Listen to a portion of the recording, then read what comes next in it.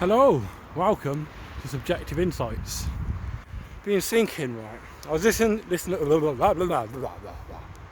was listening to this song. Can't remember what it was called, or it was about freedom though.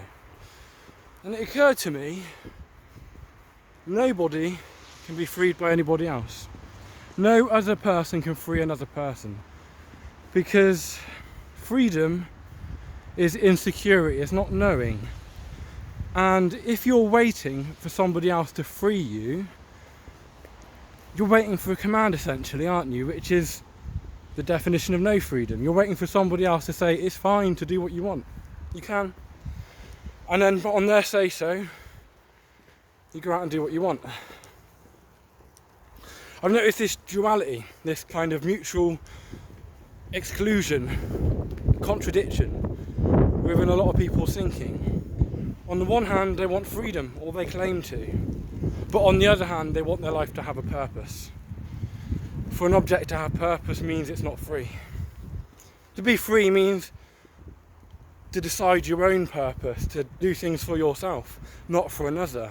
To have a purpose, in their sense, means to be there to perform a function for somebody else, like a tool. So you can either have purpose and be a hammer or a screwdriver or a tool or a threshing machine, or you can be free and have no purpose at all, no meaning. And within that, no meaning, no purpose, you can create little purposes for yourself, but they're just games, not really serious. And it seems that to come out of freedom, what many people are looking for, that they're looking for an assurity. That's we want security. We want an assurity. Right? I have it. When I go to work, I want it to be stable, obvious kind of hierarchical structure.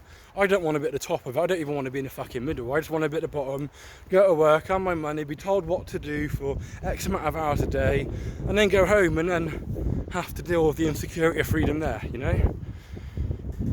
But people want that, and when they're talking about, when Christians and spiritual people talk about their God saving them or freeing them or anything like that, or that they're trying to say to somebody, or Jesus frees or something, they're really saying that the very conditions for your freedom are the conditions for your servitude. That is, that you need somebody else to come along and tell you what to do.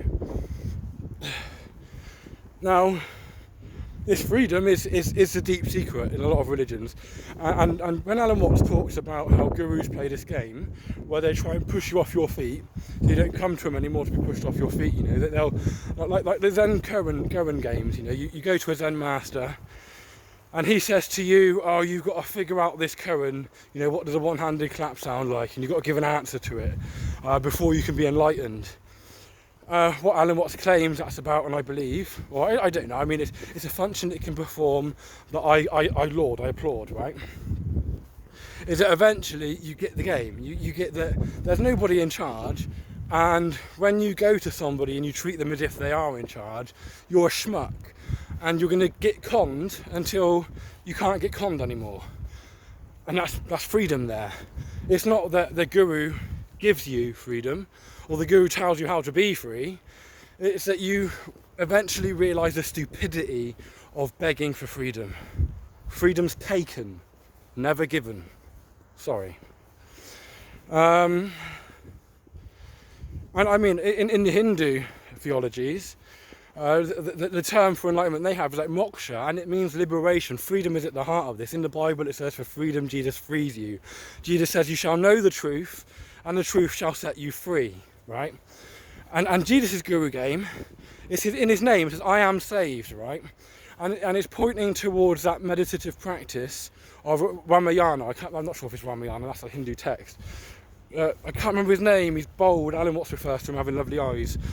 But he would advocate self-inquiry, where you ask yourself, who is it that speaks my thoughts? And who is it that hears my thoughts, right? And this is kind of what Jesus is pointing to, and Jesus' name is pointing to, and Yahweh's name is pointing to. You quest within, and then you reach that silence, and that's the truth, and you see the spontaneity of it, or as the Chinese would say, according to Alan Watts, the the of itself so, the spontaneity, this stuff's just happening. Nobody's telling it what to do. It's just coming, it's just occurring.